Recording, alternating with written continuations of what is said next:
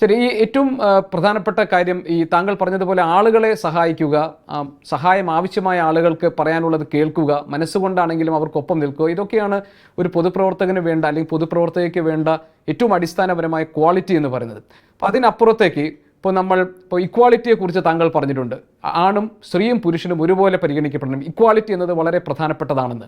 അത് കുടുംബത്തിൽ നിന്ന് ലഭിച്ച പാഠമാണോ? ഇപ്പോൾ രാഷ്ട്രീയ രംഗത്തേക്ക് വരികയാണെങ്കിലും ഒക്കെ ഇപ്പോൾ നമ്മൾ കണ്ടു, ലീഡർ കെ കരുണാകരൻ്റെ മക്കൾ വന്നപ്പോൾ അവർ ഇണങ്ങിയും പിണങ്ങിയും പരസ്പരം പഴിചാരിയും പരസ്പരം കുറ്റപ്പെടുത്തിയും ഒക്കെ പലപ്പോഴും സംസാരിക്കുന്നതും പ്രശ്നങ്ങൾ ഇപ്പോൾ കുടുംബത്തിൽ നിന്ന് പുറത്തേക്ക് രാഷ്ട്രീയത്തിലേക്ക് വരുന്നതൊക്കെ കണ്ടു.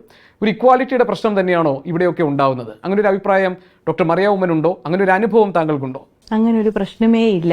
ഇപ്പം ഞങ്ങളുടെ വീട്ടിൽ നോക്കുകയാണെങ്കിൽ അപ്പ ഞങ്ങളെ 3 മക്കളെയും ഒരുപോലെയാണ് കൺസിഡർ ചെയ്തിരുന്നത്. ഞങ്ങളുടെ എല്ലാ കാര്യങ്ങളിലും, അത് ജോലി മാത്രമല്ല, ഞങ്ങളുടെ എല്ലാ കാര്യങ്ങളിലും പൂർണ്ണ സ്വാതന്ത്ര്യം തന്നിട്ടുണ്ട്. ഒരിക്കലും ഞങ്ങളെ ആരെയും അല്ല, ചാണ്ടിയായിരുന്നല്ലോ രാഷ്ട്രീയത്തിൽ ഉണ്ടായിരുന്ന വ്യക്തി, ഒരിക്കലും ഒരു രാഷ്ട്രീയത്തിൽ കൊണ്ടുവരാനോ അങ്ങനെ വഴിവിട്ട ഒരു സഹായം ചെയ്യാനോ അപ്പോൾ ഒരിക്കലും ഒരുങ്ങിയിരുന്നില്ല.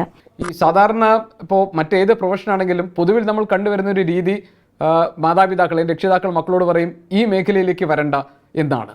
അങ്ങനെ ഒരു അഭിപ്രായം ഉമ്മൻചാണ്ടി സാറിന് ഉണ്ടായിരുന്നു. അതായത് മക്കൾ രാഷ്ട്രീയ രംഗത്തേക്ക് വരണ്ട എന്ന് അദ്ദേഹം കരുതിയതുകൊണ്ടാണോ നിങ്ങൾ അങ്ങനെ കൈപിടിച്ച് ഉയർത്താനോ അല്ലെങ്കിൽ പിന്തുണയ്ക്കാനോ ഒന്നും തയ്യാറാകാതിരുന്നത്? അങ്ങനെ തോന്നുന്നുണ്ടോ?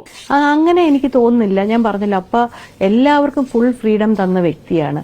എല്ലാവർക്കും സ്വാതന്ത്ര്യമുണ്ട്. ഇപ്പം ഞങ്ങൾക്ക് ഞങ്ങളുടേതായ പ്രൊഫഷൻ തിരഞ്ഞെടുക്കാനുള്ള സ്വാതന്ത്ര്യം ഉണ്ടായിരുന്നു. ഇപ്പം ചാണ്ടി പൊളിറ്റിക്സിലോട്ടല്ലേ വന്നത്, വേണ്ടാന്ന് പറഞ്ഞില്ലല്ലോ. പക്ഷെ അപ്പയുടെ വഴിവിട്ട ഒരു സഹായമൊന്നും ഇത്രയും വലിയ നേതാവാണ്, അതുകൊണ്ട് അപ്പയ്ക്ക് ഒരുപാട് സഹായങ്ങൾ ചെയ്യാൻ പറ്റുമായിരുന്നു. അപ്പോൾ ഒരുപാട് പേരെ വളർത്തിക്കൊണ്ടുവന്ന വ്യക്തി. പക്ഷെ സ്വന്തം മകനെ വളർത്താനായിട്ട് അങ്ങനെ ഒരു അഡീഷണൽ സ്റ്റെപ്പ് എടുത്തതായിട്ടുണ്ടെന്ന് അപ്പയുടെ കൂടെ നിൽക്കുന്നവർ പോലും പറയത്തില്ല.